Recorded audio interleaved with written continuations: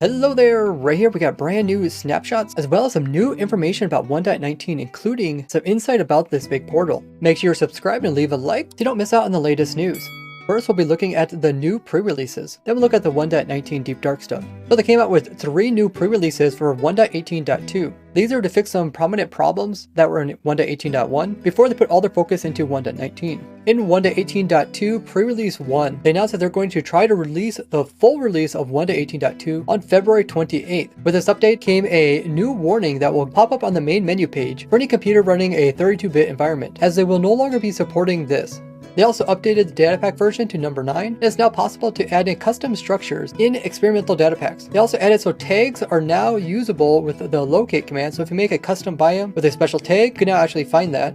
Now the locate command can also locate specific things. So instead of locating just like a village, you can actually locate a desert village, including tons of other things. I got dolphin located, I vendor located.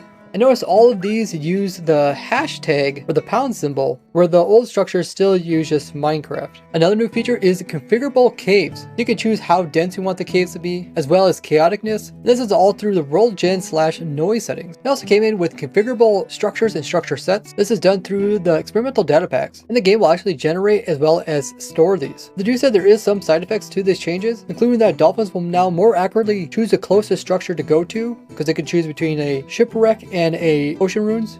Including the Bastion Remnant bounty boxes are now slightly more accurate to the shape of the structure. Now we'll take a look at the pre-release 1 bug fixes. There was a problem that despite structures like witch huts being in flat worlds, they weren't actually spawning in the appropriate mobs. It's also affected pillagers as well as guardians, and it's been fixed now. This next bug was actually reported by me. I actually completely forgot about that I made this bug report, but while I was working on a villager breeder design back in the day, notice if you move your player up out of a corner, you wouldn't directly move straight out of corner. Notice my character will move slightly to the left when I come out of the corner rather than going straight, and I really didn't understand what was going on here, but I just made a bug report. And apparently this part of the code was causing the problem, and now it has been resolved.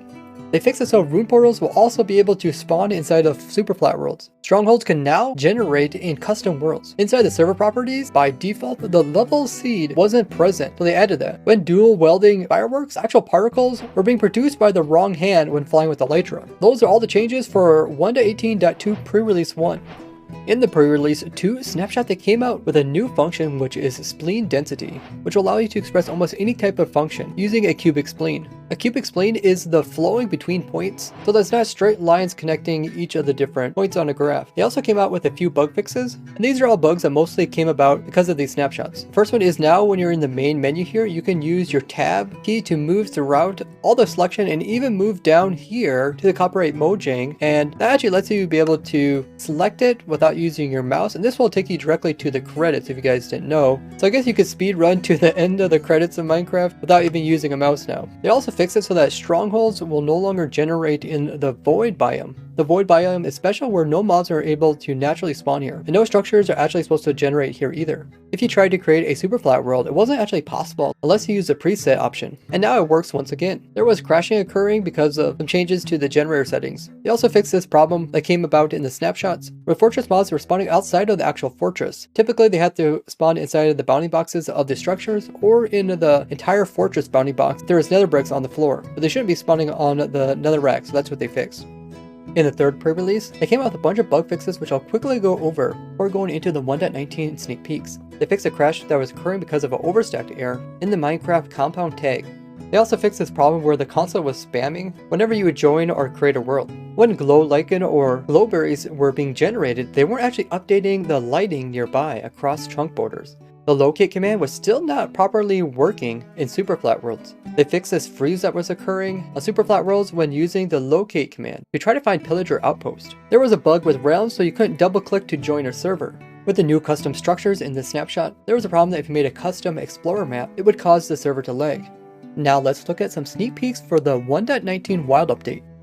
Now King B-Dugs mentions that some people overlooked the use of Swift Sneak. I know some people complain because it has to be on like a separate pair of boots, so you end up having a lot of pairs. But I think it brings more to the game when you have different sets of armor for different things, rather than one that could do everything. Now one thing that accidentally got edited out in my last video is how this is useful in building. So with Swift Sneak 3 boots, and by aiming across and down 3 blocks, you can hold down right click as well as pushing forward, and you can easily build in 3 high walls.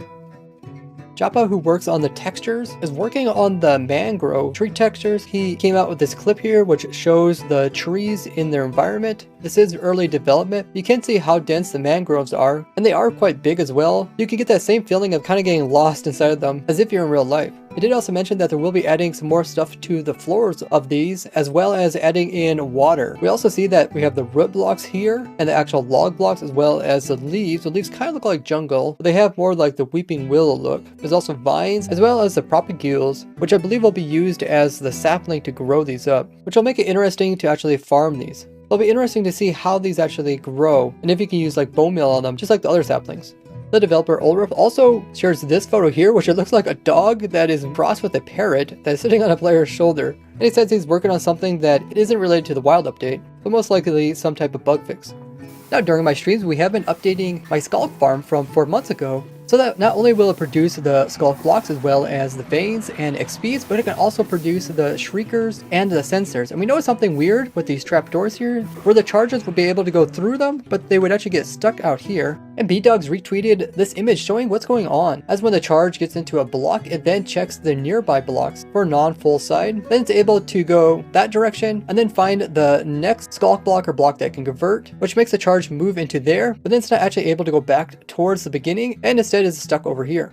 Now in the last video I showed how you can get into here and you can actually look at the different structures that make up the ancient city. Instead, you pointed out to me that if you go to the structure one, right here there is something called portal, small portal statue. And I went ahead and actually loaded this up in Minecraft, small portal statue, and if we load it, you can see it actually produces a miniature size of the big one. You can see that this one has like the opening in the center, the opening there. You can also see like the little ears on both sides of it. And you can also see that just like the big ones that had the 4 redstone lamps in front of it, this one has 4 candles in front. Or the candles could just be a reference to all the candles that we see in this one. And this one is clearly called small portal statue, having the word portal in it, which is a good indicator that the reinforced deep slate is actually a portal. And in the concept art for the deep dark, back during the Minecraft live event, you can see that they were already showing the main shape of the portal, making it kind of look like a Warden face, because back then they did have some prototypes with a Warden with little loopy ears rather than the antenna-like ears. And in this one, there's these kind of like teeth coming out of it. So maybe to light the portal, you have to somehow add these teeth in there.